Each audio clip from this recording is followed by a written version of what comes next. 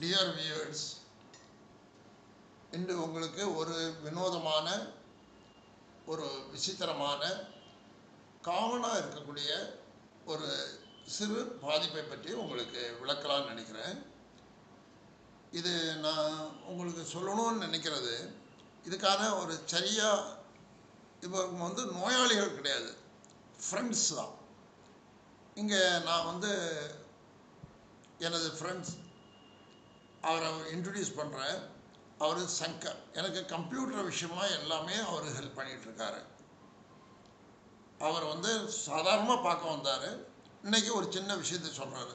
Shankar sir நல்லா தெளிவாக சொல்லுங்கள், ஒன்றும் பெரிய ப்ராப்ளம் இல்லை, இதனால் பலருக்கு நன்மை கிடைக்கும். நம்ம இது ஒரு நோயே கிடையாது. ஓகே, என்ன தொந்தரவு சொல்லுங்கள். தூக்கம் அப்படியே தூக்கம் வந்துனே இருக்குது. காலையில் பார்த்திங்கன்னா இப்போ நான் குளிச்சுட்டு ஃப்ரெஷ் ஆகிட்டு ஒரு டிஃபன் சாப்பிட்டு கிளம்புவேன். அப்புறம் ஒரு கிளம்பிச்சு திடீர்னு ஒரு தூக்கம் வரும். எனக்கே எப்படி வருதுன்னு தெரியாது. அது குழந்தை 5 நிமிஷம் ஒரு 10 நிமிஷம் குழந்தை கண்ணா முன்னா தான் நல்லாயிருக்கும். இல்லைன்னா அது தூக்கம் அப்படி பின்னாடி வந்துனே இருக்கும், என் கூட வந்துனே இருக்கும். திரும்பி ஈவினிங் அதே மாதிரி தான். அந்த 6 மணிக்கு காலையில் 10 மணி வருது, காலை 6 மணி வருது. அதே மாதிரி நம்ம குளிச்சு அதே ஈவினிங் நம்ம குளிச்சுட்டு ஒரு டீ சாப்பிட்டு ஃப்ரெஷ் ஆகிடும்னு சொல்லுவாங்க. ஆனால் டீ சாப்பிட்ட பிறகு நமக்கு தூக்கம் வரும்.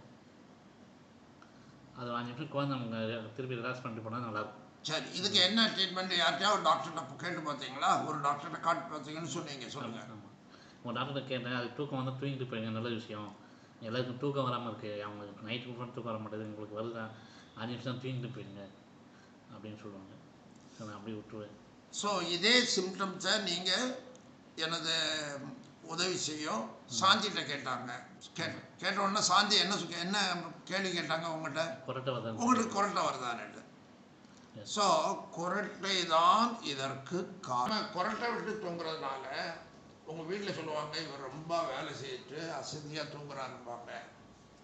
நீங்களும் ரொம்ப அசதியாக இருக்க மாதிரி நடிச்சுக்கிடுவீங்களே தவிர அது அசதியினால கிடையாது. பகல்லையும் தூங்கிட்டு தான் இருந்திருப்பீங்க, வேலையே செய்திருக்க மாட்டீங்க.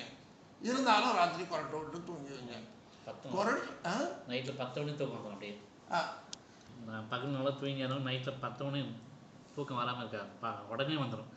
ஒரு 2 செகண்ட் தான் தூங்கணும், தூங்கிடும். அப்புறம் காலையில் எந்திரிக்கிறதுக்கும் கூட கொஞ்சம் நேரம் படுத்தா நல்லா இருக்குன்னு தோணும் இல்லையா? காலையில் அந்த டைமுக்கு எழுந்துப்பேன். எல்லாமே எழுந்திரிச்சு 5 மணிக்குனா 6 மணிக்கு அந்த டைமில் எழுந்துப்பேன். எழுந்திரிச்சு ஆனால் அது காலையில் 10 மணிக்கு கரெக்டாக வரும்.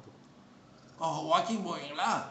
எல்லாமே பண்ணி முடிச்சுடுவேன் சார். முடிச்சுட்டு திரும்பி காலையில் குளிச்சுட்டு கிளம்பும்போது தான் அந்த தூக்கம். ஓகே, அதான் நிறைய பேர் டாக்டர்ஸ்ட்ட போய் கேட்பாங்க. அவங்க வாக்கிங் போங்க, நல்லா இருக்கும். காலையில் 6 மணிக்கு எழுந்திரிச்சு பல்லாம் தேய்ச்சிட்டு வாக்கிங் போயிட்டு டிஃபன் சாப்பிட்டு திரும்பவும் தூங்கிடுவாங்க. ஆமாம், அதான் நடக்கிறது. இதுக்கு ஒரே காரணம், கொரட்டை விடுறதுனால ராத்திரியில் நிம்மதியான தூக்கம் உங்களுக்கு கிடையாது. அதை நீங்கள் புரிஞ்சுக்கணும். 6 மணி நேரம் 7 மணி நேரம் தூங்கினாலும் நிம்மதியாக தூங்காதனால உங்களுக்கு உடம்புல அந்த தூக்க கலக்கம் இருந்துக்கிட்டே இருக்கும். ஸோ நிம்மதியாக தூங்க வச்சா உங்களை சரியாக போகும். உங்களுக்கு கொரட்டை இருக்குது, அதை நம்ம சரி பண்ணணும். இது எப்படின்னா, நீங்கள் வேணும்னு செய்கிறது இல்லை. இதனால் என்ன ஆகுதுன்னா, நீங்களே ஒரு சோம்பேறித்தனமான வாழ்க்கையாயிடும், எப்பவும் சோர்வில் இருக்க மாதிரியும்.